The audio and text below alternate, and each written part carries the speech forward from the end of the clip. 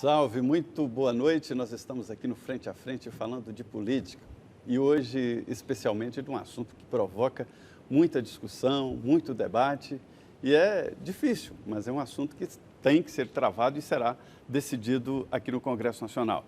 A informação que eu tenho é que na semana que vem o presidente Michel Temer já deu sinal verde e está mesmo decidido a colocar em plenário para votação a reforma da Previdência, de qualquer maneira, com votos ou sem votos, que cada um assuma a sua responsabilidade no plenário da Câmara dos Deputados. Olha, excepcionalmente hoje, o Frente a Frente foi gravado. Nós estamos aqui com o relator da reforma da Previdência, o deputado Arthur Maia, do PPS da Bahia, é uma experiência político, foi prefeito, foi deputado estadual, deputado federal, aqui já está no segundo mandato, e é muito atuante na política e conhece muito bem o mecanismo da política aqui no Congresso Nacional. Deputado, de que forma esse debate da reforma da Previdência, essa articulação do governo, vai influenciar nas eleições do ano que vem para a presidência e bancadas dos partidos políticos? Eu acho que terá um reflexo importante, porque se a Previdência Social, se essa reforma que nós estamos propondo, ela for aprovada, com absoluta certeza o Brasil crescerá pelo menos 3% no ano que vem. E isso terá uma consequência profunda para a economia do país e, consequentemente, o ânimo eleitoral será muito diverso do de hoje. Nós vamos enfrentar uma eleição em que o Brasil estará olhando para uma projeção de crescimento, de diminuição do desemprego e de uma série de fatores que são muito favoráveis. Não há, o presidente Temer não é um presidente que tenha uma boa aprovação popular. Mas o senhor acha que pode melhorar depois dessa reforma? Isso poderá melhorar. Mas, independente disso, Denise, o que eu queria dizer é o seguinte: mesmo as pessoas que são contra o presidente Temer, que por algum motivo não concordam com o governo dele, não podem negar que nós tivemos um estupendo avanço em todos os índices econômicos, desde a posse de Temer até hoje. Isso é inegável.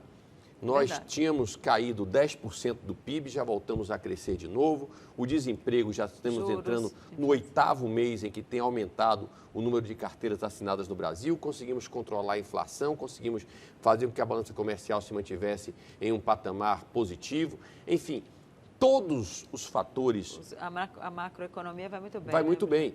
Então, isso foi gratuitamente que aconteceu. Agora, por que essa coisa não gruda?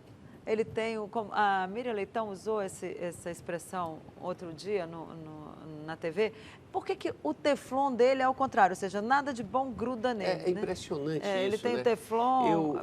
Eu acho que é realmente uma coisa muito impressionante. Eu acho que, eu pessoalmente acho assim, que as pessoas vinculam muito a imagem do presidente Temer a pessoas que se relacionaram com ele no passado, que são do partido dele. Que estão presas. Que estão presas, estão envolvidas em algum tipo de problema. Eu acho que isso atinge diretamente a imagem dele. O que é uma verdade, né? Mas isso não quer dizer que ele necessariamente tenha nada a ver com isso.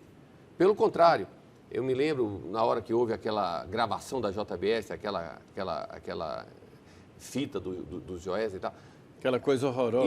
Isso foi dito na véspera, né, um dia à noite, e a divulgação do áudio só aconteceu muitas horas depois, no dia seguinte, dias 1h da depois, tarde, mais ou menos. Então, naquele intervalo, se falavam que, olha, o presidente está lá pedindo para o Joés dar dinheiro para manter não sei quem calado. Quando veio a fita, veio a público, não tinha nada disso. Não tinha nada disso. Aquilo foi uma grande armação e hoje estamos vendo em quais condições aquela delação foi feita, quer dizer, se existiram bandidos, esses bandidos estavam macamunados, né, com agentes públicos para produzir uma delação criminosa. Para comprometer o presidente de qualquer forma, né? Precisa, inclusive, ser melhor explicada até hoje. Deputado, porque olha só, foi uma conversa grave, alguns né? agentes do Ministério Público, que estão envolvidos naquele tipo de jogo que aconteceu ali, e que, sobretudo, esse assessor aí do ex-procurador-geral, etc., se fosse parlamentar, já estavam presos.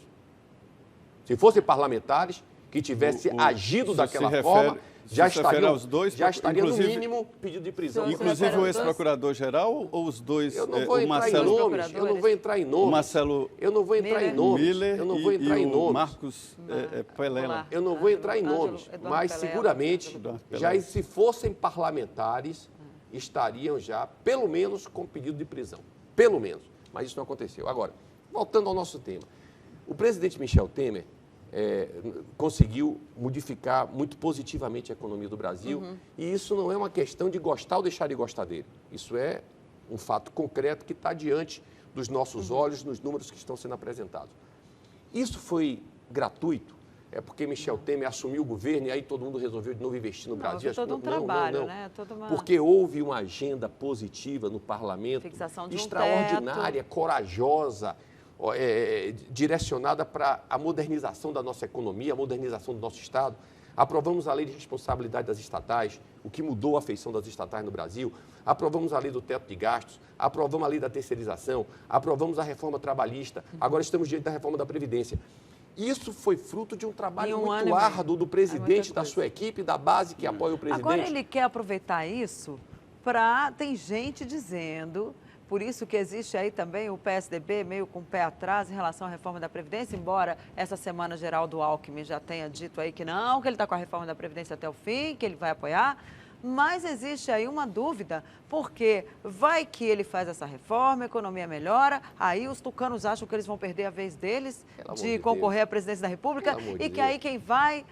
O candidato vai ser o próprio Michel, o ministro Meirelles também já está querendo sair da toca. Como é que o senhor avalia aí 2018 entrando nesse debate da reforma da Previdência? Olha, eu como brasileiro, não falo nem como deputado, eu como brasileiro, tudo que eu não gostaria de ver no ano que vem é uma polarização em que, de um lado, a gente volte ao populismo radical, irresponsável do PT de um lado e do outro lado uma alternativa que nega a democracia como antídoto a essa demagogia do PT. É tudo o que eu não desejo. Que é o Bolsonaro, né? Naquela Eu não vou entrar em nomes.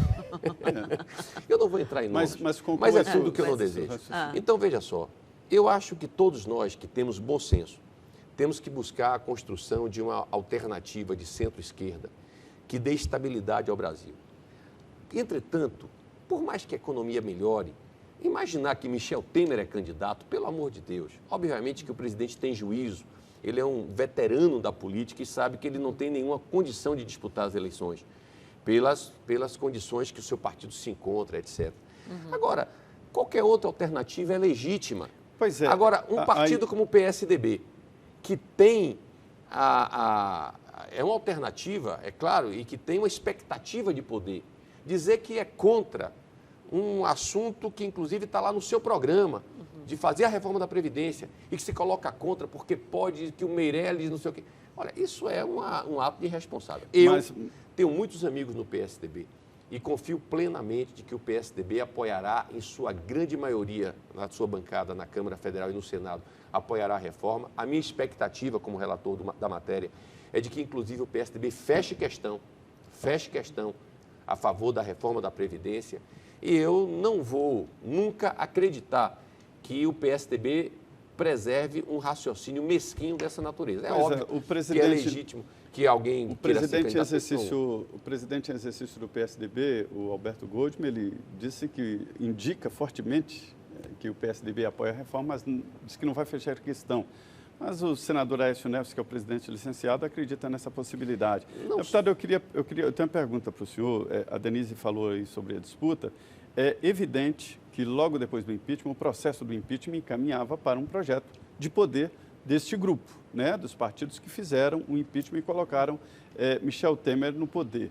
Mas de lá para cá, a política desandou, deu uma volta, né? Michel Temer está complicado, com pouco mais de 3% aí de apoio. O Aécio Neves, que na época era o candidato, não é mais um candidato viável e tal.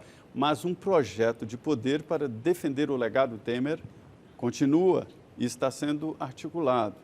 Para que lado deve andar esse grupo que até então está meio perdido? O senhor fala aí que não acredita nessa polarização do Lula e o Bolsonaro, eu também não acredito. Isso não é real. Eu não acho que seja real. Por exemplo, você acha que Aécio Neves que teve 52 milhões de votos, ele é dono daqueles 52 milhões de votos ou foi dono naquela eleição? Claro que não. Aécio, naquele momento, representou o que o Brasil ali, queria. Isso, uma né? insatisfação. Um candidato que fosse antipetista, que representasse a condição de centro e tal.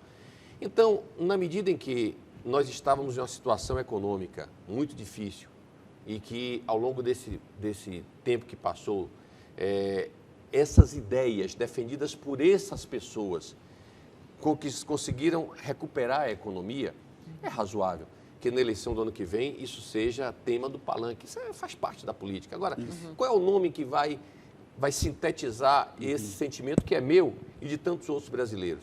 Eu acho que temos vários nomes.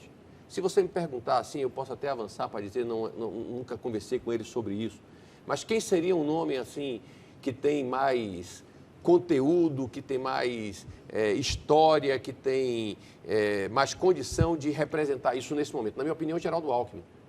É governador testado e aprovado várias vezes, passou incólume pela Lava Jato, é um cidadão que tem uma experiência extraordinária e que se coloca nesse espectro de poder. E o adversário dele? O seu partido estava querendo Huck, né? Eu não estou dizendo... o Luciano Huck eu não vou comentar, porque não é um político. E o adversário dele? Aí você tem... Mas vamos lá, dentro desse... Quem mais poderia ser se não fosse...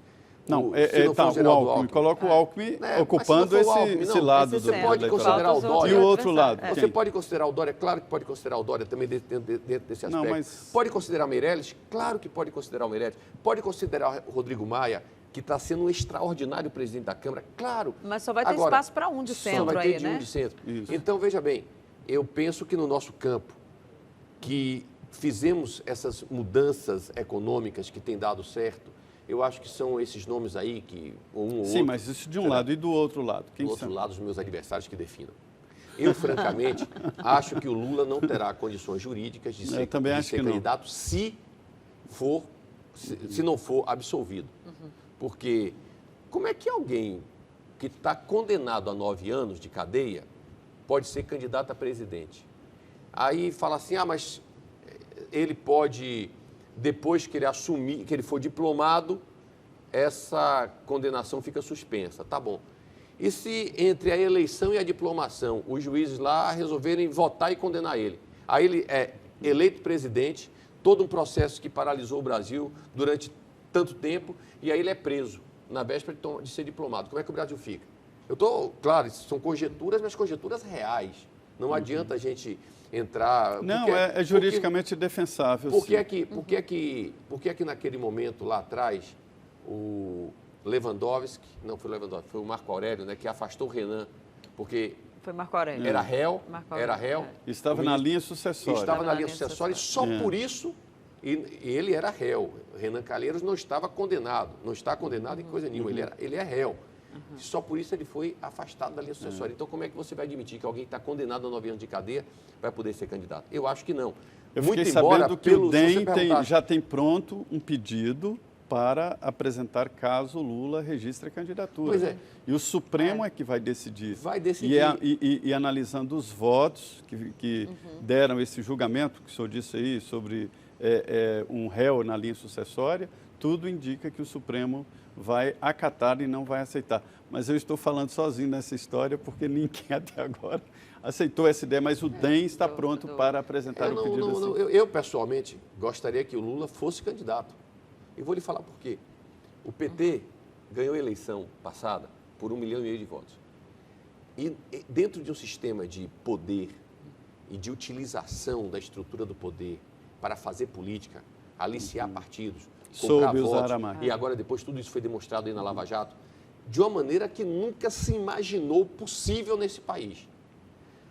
Depois de ter gasto tudo isso, o PT ganhou a eleição. Mas não foi só o PT, né? Mas ganhou só por 1,5 milhão. É verdade. Ganhou por 1,5 milhão de votos. Você viu o que aconteceu no Rio de Janeiro, é de assustar mais. É de assustar, é verdade. Agora, nós temos uma realidade agora. PMDB bancou o projeto PT. Nós temos uma realidade agora em que o PT não terá mais essa estrutura para comprar e para aliciar como ele aliciou. Porque a campanha, aquela diferença de 1 milhão de votos, obviamente que foi fruto dessa utilização de recursos públicos para fazer aquela diferença. E também mudou o sistema de financiamento, Mudou o sistema de financiamento, mudou essa condição de usar a máquina pública e pior, a desqualificação que aconteceu contra o PT, ela é uma realidade que realmente é muito consistente na cabeça de todo mundo. Então, eu gostaria que o Lula fosse candidato para que ele fosse derrotado no voto. Agora, pela lógica que a gente tem visto o Supremo decidir, eu não acredito que ele possa ser candidato. É a minha opinião, mas o futuro a Deus pertence. Eu espero que em breve a gente possa ter uma decisão, até porque não é bom ficarmos diante de tanta insegurança jurídica já faltando 9 meses para a eleição. Esse assunto já está sendo debatido abertamente no Congresso Nacional, né? Sem dúvida. 2018 já chegou lá. Já está aí. É. E como é que estão sendo fechados? Porque a gente vê ali, né, Denise, que o DEM está trabalhando com Henrique Meirelles, tá, o tradicional aliado do PSDB, o PMDB também ali dividido, brigando com o PSDB.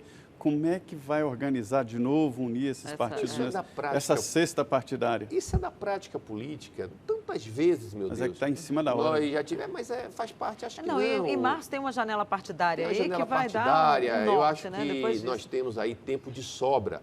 O que está claro aqui no Brasil, hoje você tem o projeto do PT, você tem o projeto muito assim da direita, né, que é uma negação da democracia, é impressionante, meu Deus.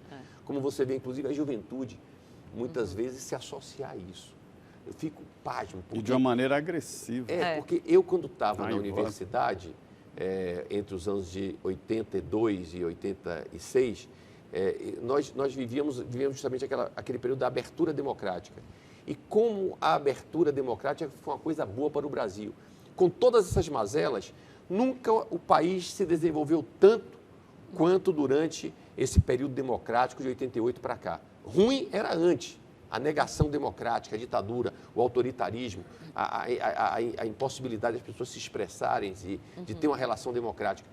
E você vê hoje, infelizmente, a juventude que não participou disso, dessa abertura, que não viveu aquele momento de trevas, hoje achar que a ditadura é mais vantajoso do que a democracia. Eu fico muito triste com isso. E acho que a gente precisa ter uma profunda reflexão também a esse respeito no Brasil. A liberdade, né, não tem preço. Não tem preço. Né? Bom, deputado, infelizmente nosso tempo acabou. Eu agradeço muito a sua participação e já fica o convite para o senhor voltar quando terminar essa votação toda da reforma da Previdência, para que nós façamos um programa especial com a participação, inclusive, dos nossos telespectadores, que hoje, infelizmente, não puderam mandar as suas perguntas. Ok.